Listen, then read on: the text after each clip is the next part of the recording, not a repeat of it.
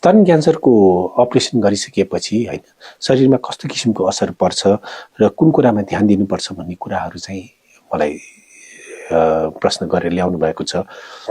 यसमा चाहिँ म के भन्छु भन्दाखेरि स्तनको कस्तो किसिमको अपरेसन भएको छ हैन, हामीले पुरा स्तन निकालेको छौं या त स्तनको सानो पार्टमा निकालेर स्तनलाई बचाएर अपरेसन गरेको छौं, घाउ कुन ठाउँमा छ, यो सबै कुराहरू हेरेर एकदम असर पर्छ।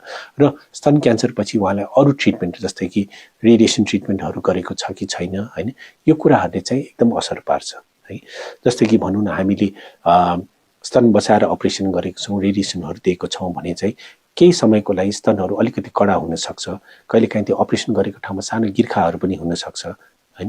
त्यसलाई चाहिँ हामीले लामो समयसम्म यसलाई चाहिँ एकदमसँग सतर्कता साथ हेर्न एकदम जरुरी छ। अर्को कुरो भनेको चाहिँ के छ भन्दाखेरि यो स्तनको अपरेसन गरिसकेपछि चाहिँ हामीले यो रेडिएसनहरू भएछ भने चाहिँ कहिलेकाहीँ चाहिँ हामी के उपायहरू गर्न सक्छौं कि जस्तै कहिलेकाहीँ म मेरो बिरामीहरूलाई के भन्छु त भन्दाखेरि नरिवलको तेलहरू दल्नुस् हैन, त्यसले गर्दाखेरि स्तनहरू अलिकति सफ्ट हुन सक्छ।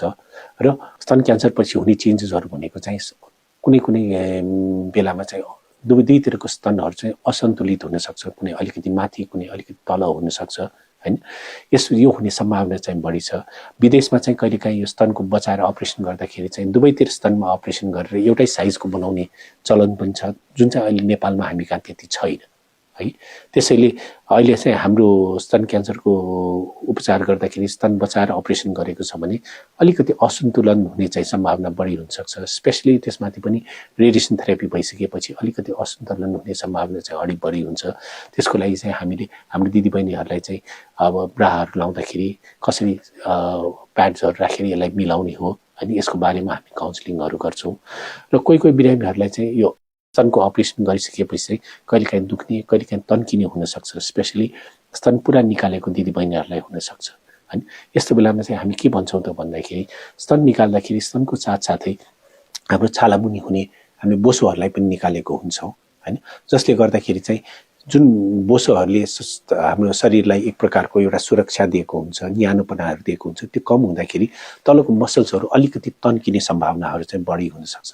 त्यसैले म के भन्छु त भन्दाखेरि यो अपरेसनहरू गरिसकेपछि हैन जुन सानो सानो साइड इफेक्ट्सहरू हुन सक्छन्, जस्तै स्तन कहिलेकाहीँ दुख्ने, अलिकति चर्किनेहरू हैन, र कहिलेकाहीँ यो छातीहरू अलिकति तन्किएको जस्तो, अलिकति कसेको जस्तो हुन्छ।